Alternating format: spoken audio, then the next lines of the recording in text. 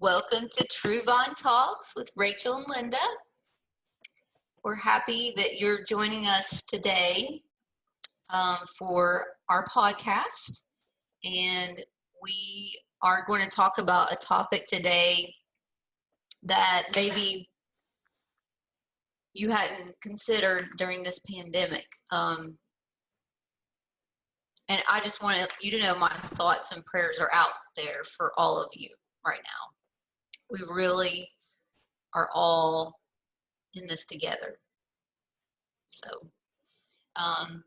So what is disenfranchised grief? Because as we go through this traumatic experience, we are experiencing grief, but it's a little different than, well, you could lose someone, of course, or you may have lost someone. I don't know. But, we're also losing a lot of other things. When you think of disenfranchised grief, Rachel, what comes up for you? It's grief that's kind of like unspoken and unacknowledged. And we feel like we kind of have to keep it to ourselves, and we're not supposed to or allowed to talk about it. Your internet connection, is it me? It freeze. Your side was frozen for a little bit. Am I frozen now? Hold on a second.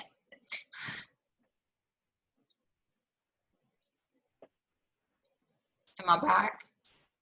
Yeah, you're back. Okay, the internet connection went off, I think. I don't know is it my connection bad? It's a clear day. I don't know. We'll be all right. Oh, okay. I could hear you the whole time. Oh, well, cool. Because that's the important part. So right.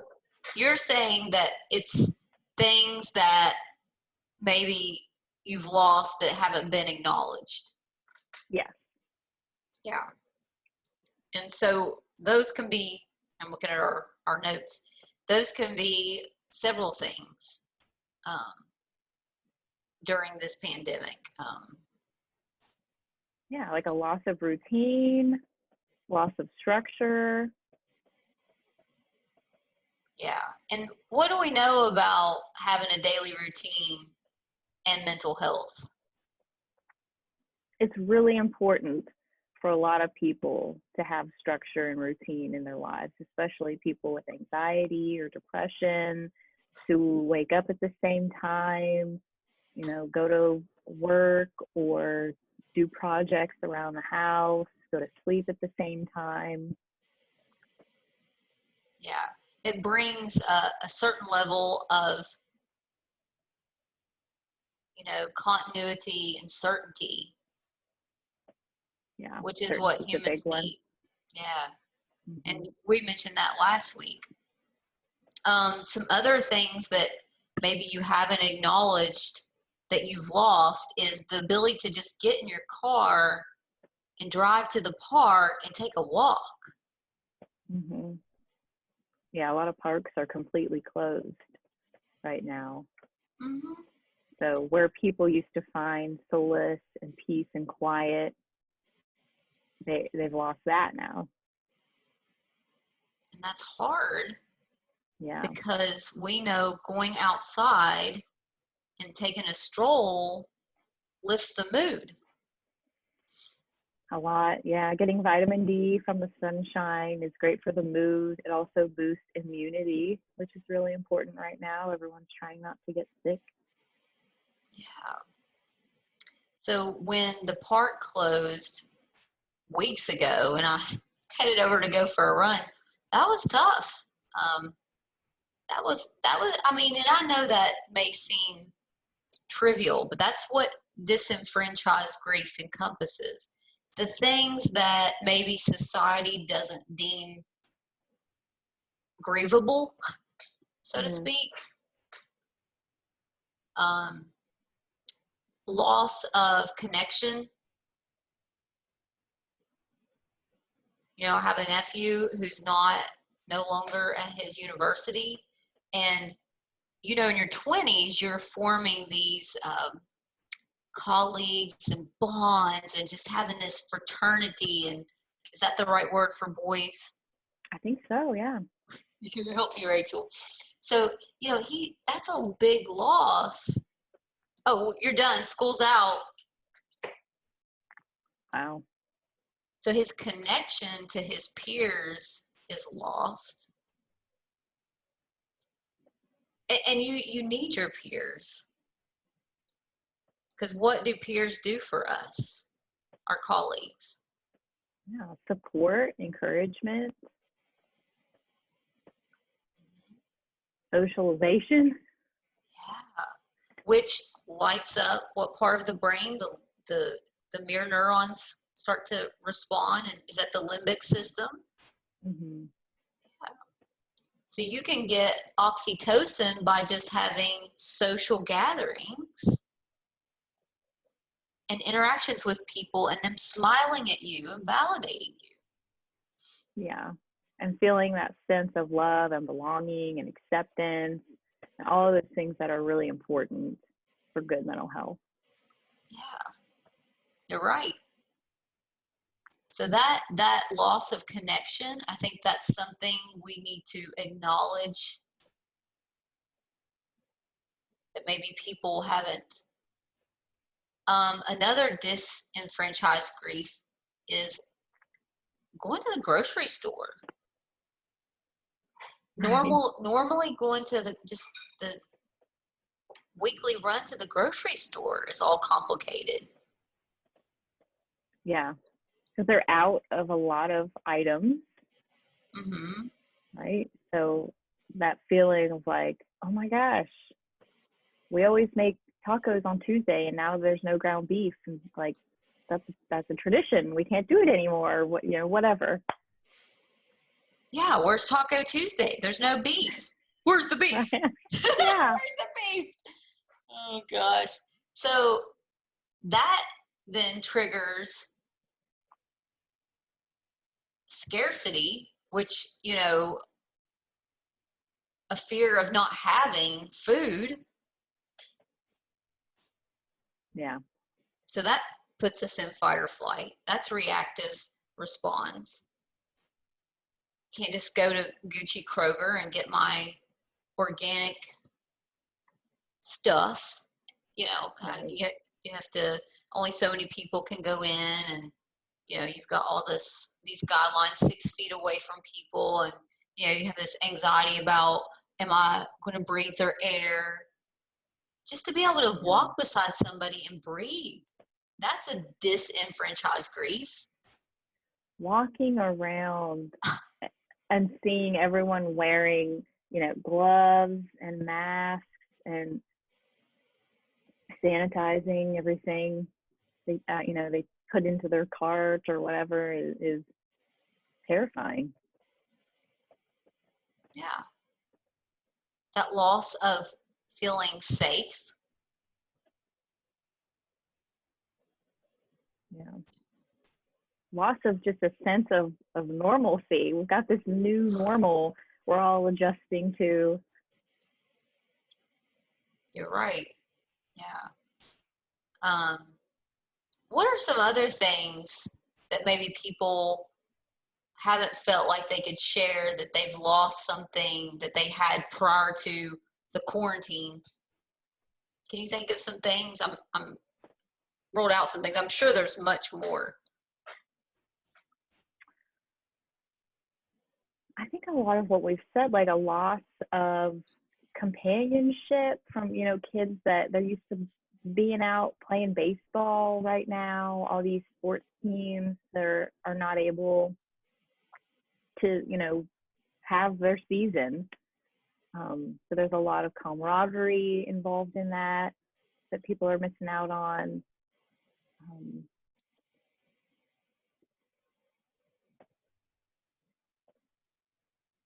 Easter was Sunday. Families are used to getting together and having a dinner, and people are used to going to church for Easter service, and that was lost for a lot of folks, at least in the traditional sense that they're used to, right? Yeah.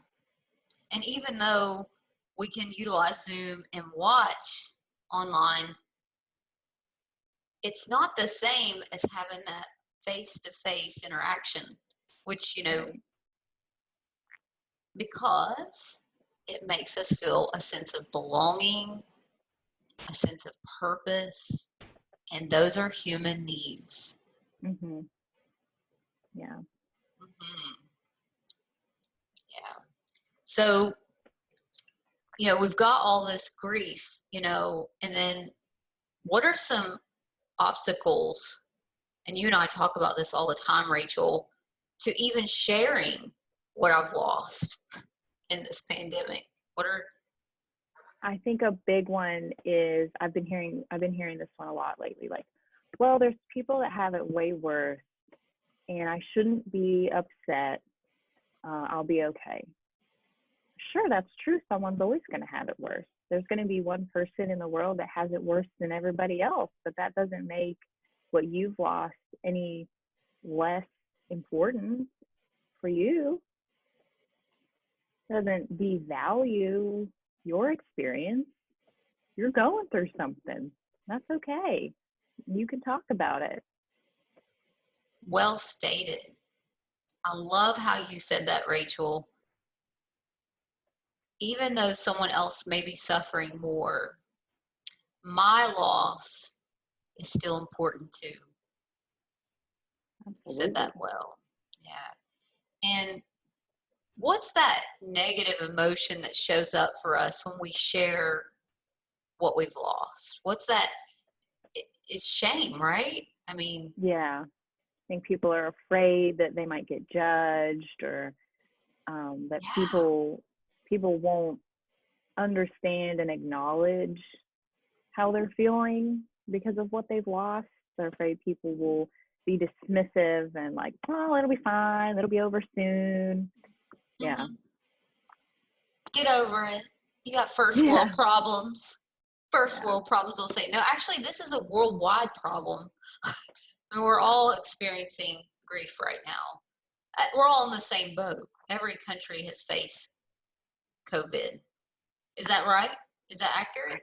I think so. I'm I afraid to thought answer. so. Don't mark my words on that, okay? I'm pretty Yeah. sure everyone's had some level of exposure to it, but I from what I've read, but I could be reading fake news. I don't know. They're always like, "Well, are you reading fake news? What is fake news? I don't know what fake news is." I mean, I just assume the news on my Apple phone is the news. So Right. that's what I read. So, I got Google stuff. So, side note, my silliness. So, but it is, we're all grieving together, and there isn't, we shouldn't make dismiss, like you said, or make someone feel ashamed because, say, every Tuesday they went to their Bible study with a fellow women, and it's like, well, that's still a loss to them. Yeah. Having someone to hear them and talk to them and maybe even cry with them over just life obstacles, that's a loss. Hmm. Because you don't feel comfortable on Zoom necessarily, like sharing those deeper experiences with people. Right. Not always. Yeah. So if someone minimizes your loss of getting together with someone, that's unfair because you don't know what that was doing for that person, so that person could do for you what they do. You know what I mean? Like, Yeah. people think that it's like, well, get over it. Well, I don't know. I mean, that might be what's keeping that person afloat to get through to that next week. You don't know. Yeah. Yeah. It can be anything. Like, we have definitely not laid out an extensive list here. I'm sure there's things that people could think of that we're just not coming up with right now. But like, as simple as, like, we talked about things, being missing from the grocery store. Like, maybe someone's more like morning routine that they've done for years is to have their favorite flavor of coffee creamer in their morning cup of coffee, and now they don't have their favorite coffee creamer. And that's disappointing. And that has changed their entire morning routine because it's not what they're used to. And they don't enjoy it as much. And it used to be really special to them. And that is what we call a daily ritual. Yeah. And what do we know about daily rituals? They're an important part of self-care. Very good. She's so good. She knows. She's got this. Oh, so how come it's important to share with people, whether that's publicly in the social media setting or privately? Say, like, if you sought out counseling, how come it would be important to share those losses, those disenfranchised losses? Well, feeling a loss is going to bring up a lot of those deep, vulnerable kind of emotions like disappointment, frustration, annoyed, whatever. And the research shows that the more you try to bottle those things up or ignore them and, not accept and understand them, the worse it's going to get. So you're going to feel more angry. You're going to feel resentful. You might increase anxiety or depression symptoms, right? So, but when we take the time to acknowledge what's happening for us and talk about those deep feelings and emotions, then we can kind of like get up and over it and on. Yeah, very good. Very well stated. So sharing is therapeutic in itself? Yes. Yeah. Yeah, that's so important. To be able to feel like you're being seen and heard and your complaint is real. Your grief is real, and it is real. This is real. We're all experiencing it. So I was reading some in my crisis and trauma book and, just sort of contemplating ways to cope. And I think you had some good stuff about reflecting on, what's important to them. I like that. One thing I did like is writing a letter to Corona, an angry letter to this pandemic. Protest. Yes. Protest Corona. You can make you a big protest board and walk around with it. Out in your yard. I protest this social distancing with your mask on and your gloves. Yeah, while social distancing. I'm protesting social distancing and Corona.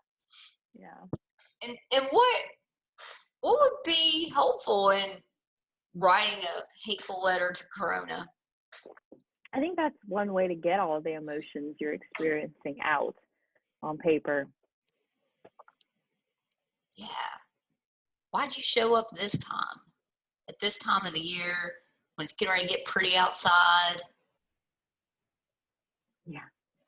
You're interfering with my grocery shop, and you're interfering with me seeing my friends. You're a real monster. Whatever you want to name it. Name it something. Yeah. I keep thinking back to like December 30th, December 31st. Everyone on social media. I'm so glad 2019 is almost over. Fast forward, February and March 2020. It's like, ooh, maybe we should say that there. Let's go back. Oh, 2019. We didn't know what we were getting into. Yeah. I've seen all the memes like getting sucker punched. 2020 just punched me in the gut. Yeah. Traumatic, isn't it? So yeah, writing that letter and telling it off or protest sign, it will get the complaint out there. You are angry and you have a right to be angry. Yeah. Who isn't angry at Corona? Who's not angry at it? It's hurting people. Yeah. Can't go to the doctor. There's another disenfranchisement. People. Yeah. It's scaring people. there's another disenfranchised grief. You can't just go to the doctor right now. Right. You can't just go to the dentist when you have a toothache. Events are being canceled. Vacations have been canceled. All the spring breaks that were canceled. Trips, Parades. parades, graduation, weddings. Yeah. So look at all the things you really have to be angry about at Corona for. And what's important about directing our anger towards it versus blaming? Why should we, as mental health professionals, why would we make sure that we direct it towards what it really is and not blame others for it? Right. Well, because the root of the problem is the fact that we have this virus that is spreading incredibly fast, and there is no cure or vaccination or anything for it, right? And so all of this, chaos, for lack of a better word, that has resulted from this virus is just the world responding to it in, the best way people know how, having never experienced anything like this before. Yeah, well stated. So there's no one to blame. It's Corona. Right. Blame Corona. Yeah. So when you protest that alleviates some of the blaming, pointing the finger. Yeah, let's get mad at the virus. Let's get mad at that and complain about that in a letter or in a protest sign. What other things? There's a dog in the background. Zoom at its finest. Let me throw this book at her. Yeah. Now you'll have PETA on you. Oh no, she's got the life, this dog, especially during the pandemic. She's got so much attention. So yeah. So we were going with what are some things that will help people with that grief? Like some things you were sharing with me earlier, Rachel. Well, I've been talking to a lot of people about reflecting on what is important to you. What kind of attitudes, values, beliefs are most important to you in your life. Do you value honesty, trust, a higher power, family, friends, money, travel, adventure, whatever. It doesn't matter. It's what's important to you, right? So think about those things and how can you incorporate what's important to you into your daily routine while you're at home, social distancing. That'll definitely boost your mood because right now there's a lot of conflict going on. I value family, but I can't see them. So we've got internal conflict happening. I'm not able to engage in these beliefs and values that I have that are very dear to me. Good point. So by finding a way to, whether you do like a big Zoom family gathering or a phone call, text message, whatever, if family is a value, find ways to create that value coming together in your life versus conflict. I like it. Yeah, that would be so much better to focus on what it is that you truly care about and spend time in the way that you can. Right. Social distancing. Got to get creative with things. Yeah. Right. Use your creative side of your brain. Mm-hmm. I think that's another loss that people are experiencing right now is that we have grown so used to living in this instant gratification society. And that has been taken away from us in a way because we can't just go out and get, right? Amazon's even slowed down. We used to have stuff delivered like the next day. Now it's taken a while. And that sounds silly. A lot of these things sound silly. But that's the point of this disenfranchised grief that we're talking about. Yeah. Yeah. If I ran out of that dish detergent and I can't just, go get it, they Run and might get be it. out. Yeah, it's a very different experience. You're right. Totally. Some other things that I've read is like you could designate a time to grieve and cry daily. So if I notice that I can't stop crying, I'm sad, because my parents are stuck in their house and I know how that's bothering them, but they're older, they need to stay there, and that makes me sad, So I want to designate a time of the day for which to cry about that if I notice I'm crying uncontrollably all the time. So like from 4 p.m. to 4:30, I decide, well, I'm just going to go in my room, shut the door, and grieve. Or you can do it openly. I'm sure your family would welcome that. I hope they do, because emotion is Yeah. real, and we validate emotion, and we very much believe in sharing emotion, especially Yeah. right now. Be honest with yourself. Like, I think that's really what we keep saying is be honest about what's happening for you, because it's valid and it's okay. Oh, it's so okay to be sad right now. So okay. Um, Yeah. All these emotions would not exist if we weren't meant to experience them. yeah, if you've watched Right? Inside Out, right? Yeah. So, Everyone should watch Inside Out. yeah. It's your body and mind's way of saying something's going on, something's happening. Pay attention to it. Yeah, what is the response supposed to be right now? I have no idea. Yeah. Yeah. Whatever's happening for you right now. Yeah. Could be fear, anger, sadness, Yeah. confusion.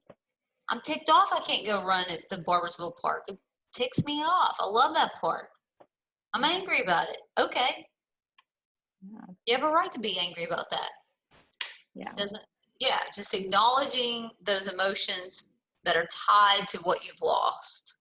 Right. And you, Linda, value self-care and physical health, right? So that's going back to what I was saying, that's a clash in your values. So it makes sense that you're frustrated and upset about that.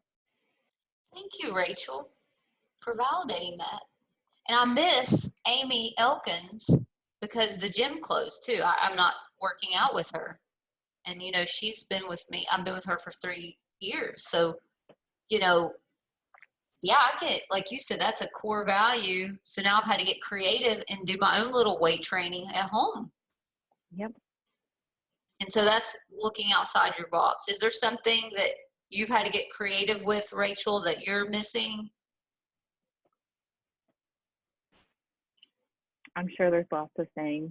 I'm at a loss at this 30 That's seconds. okay. That's okay. Kind of like, oh, wait. I didn't mean to put you on the spot. I do that fine. to her sometimes. I forget. I don't mean to do that. She'll think of something. She'll think of something soon. Then, like what Rachel was saying, create a new list of things that you can do that are around your values. So if, studying, your religious, whatever your beliefs are, if you want to study more in your spirituality, for me, that would be the Bible. I will read more of the Bible and talk to God. For some people, it might be, yoga and practicing yoga.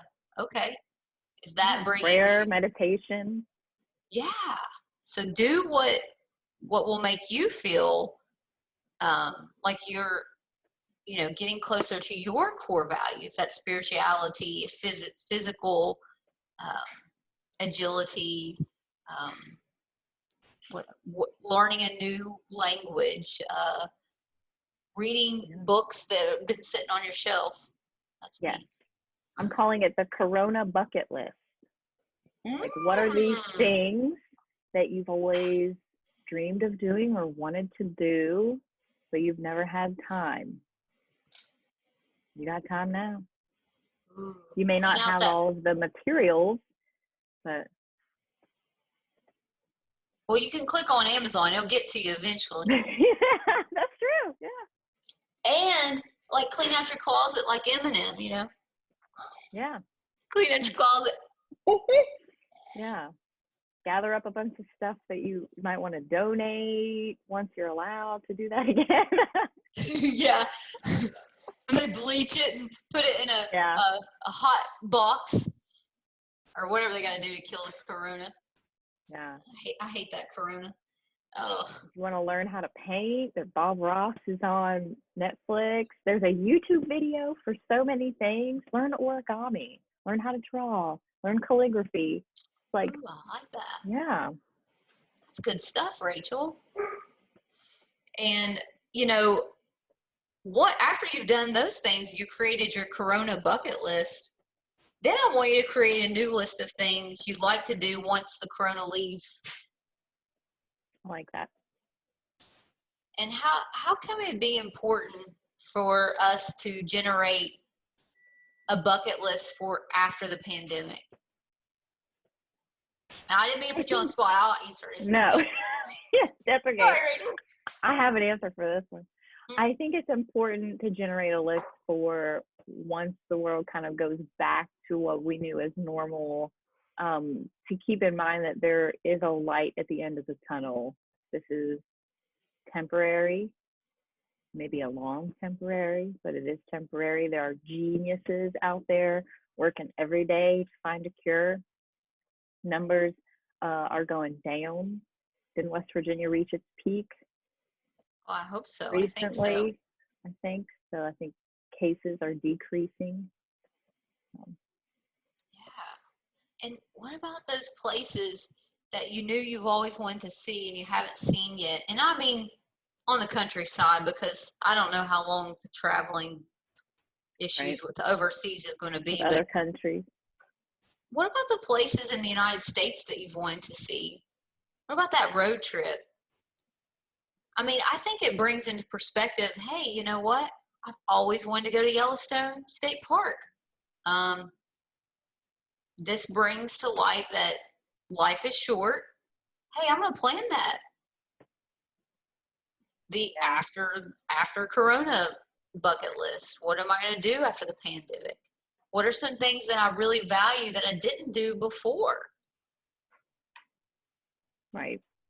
Spending time with, you know, older people that maybe I just took for granted. You know? Yeah. So I think it's really important to have that after the pandemic list. You know, what are your Yeah. thoughts? You think so, Rachel? Yeah, I agree completely. Because, like you said, life is short.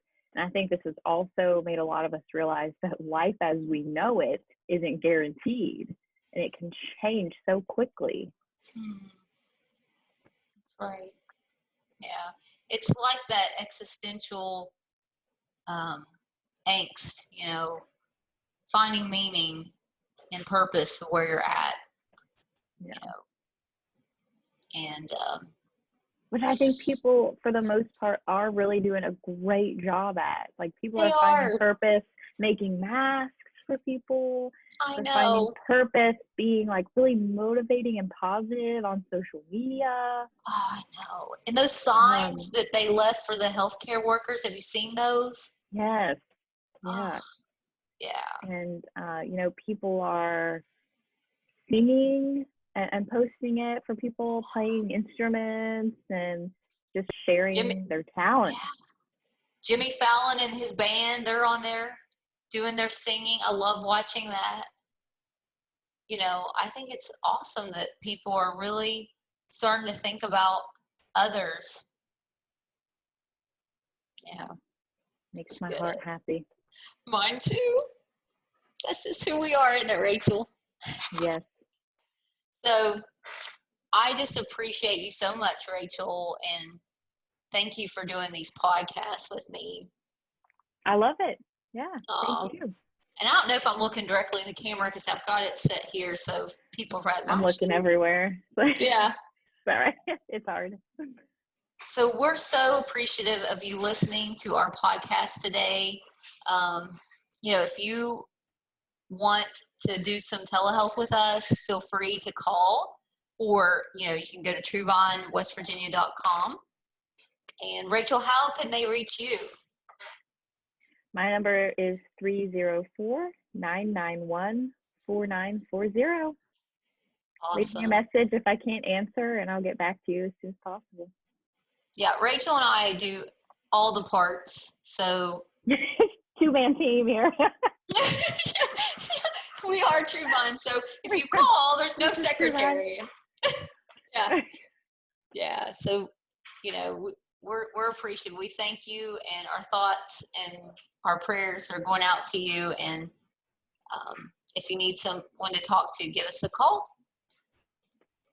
Thank you. Have a good day. Bye. Bye.